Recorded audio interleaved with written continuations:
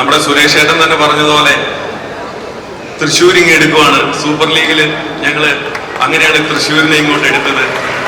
ഇനി ഞങ്ങളുടെ ദൗത്യം എന്ന് പറയുന്നത് തൃശ്ശൂരിനെ സക്സസ് ആക്കുക എന്നുള്ളതാണ്. അപ്പോൾ അതിനു വേണ്ടിയിട്ട് ഞങ്ങൾക്ക് ബെസ്റ്റ് കോച്ചുണ്ട്, ടീം മാനേജറുണ്ട്, കൂടെ സഹപ്രവർത്തകരായിട്ട് ഒരുപാട് ആളുകളുണ്ട്. അപ്പോൾ അവരുടെ എല്ലാം പിന്തുണയോട് കൂടിയാണ് ഞാൻ പോലും ഇന്നിവിടെ നിൽക്കുന്നത്. അപ്പം ഒരു ടീം, നിങ്ങൾക്കറിയാം, ഒരു ടീം ഇത് 2 മാസക്കാലമാണ് ഇതിൻ്റെ ഒരു ദൈർഘ്യം. അപ്പോൾ ഒരു ടീം ഒന്ന് ഫോം ചെയ്ത് കളിക്കാനായിട്ട് റെഡിയാണെങ്കിൽ തന്നെ കുറേ നാളുകളുടെ പ്രാക്ടീസിൻ്റെ ഒക്കെ ആവശ്യമുണ്ട്. ഇപ്പം ആ ഘട്ടത്തിൽ കൂടിയാണ് ഇപ്പോൾ തൃശ്ശൂർ മാജിക് FC കടന്നു പോയിക്കൊണ്ടിട്ടിരിക്കുന്നത്. ഇപ്പോൾ എല്ലാ ടീമുകളും അനൗൺസ് ചെയ്തുകൊണ്ടിട്ടിരിക്കുകയാണ്, അല്ലെങ്കിൽ ലോഞ്ച് ചെയ്തുകൊണ്ടിട്ടിരിക്കുകയാണ്. ഇന്നലെ എൻ്റെ സുഹൃത്തുകൂടിയായ പൃഥ്വിരാജിൻ്റെ ടീമിൻ്റെ ലോഞ്ചായിരുന്നു എറണാകുളത്ത് വെച്ച്.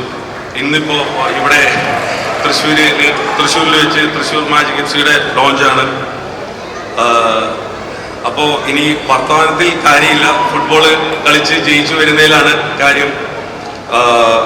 പിന്നെ ഒരു കാര്യം കൂടെ എനിക്ക് പറയാനായിട്ടുള്ളത്, ഇന്ന് വരെ ഞാനാണ് ഈ ടീമിന്റെ ഓണർ, അല്ലെങ്കിൽ നമുക്ക് പാർട്ട്നേഴ്സ് ഉണ്ട്. ഇന്നു മുതൽ ഈ ടീമിന്റെ ഓണറായിട്ട് എൻ്റെ കൂടെ ഞങ്ങളുടെയൊക്കെ സ്വന്തം നിവിൻ പോളിയും കൂടെ ഈ ടീമിന്റെ ഓണറായിട്ട് ജോയിൻ ചെയ്യുകയാണ്. യൂണിയൻ മിനിസ്റ്ററെ ഏട്ടാന്ന് വിളിക്കാനുള്ള ഒരു സൗകര്യം ഇന്ത്യയിലെ ലോകത്ത് ഒരൊറ്റ നടനേ ഉള്ളൂ. ആ നടന്റെ പേര് സുരേഷ് ഗോപി എന്നാണ്. സ്വാഗതം ചെയ്യുന്ന തൃശ്ശൂരിന്റെ മണ്ണിലേക്ക് തൃശ്ശൂർ മാജിക് FCക്ക് വേണ്ടി സുരേഷ് ഗോപി.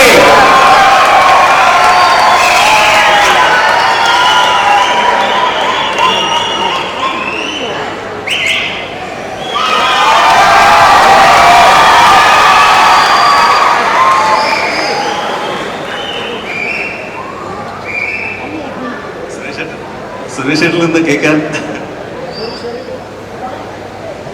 നമസ്കാരം. Good evening Thrissur.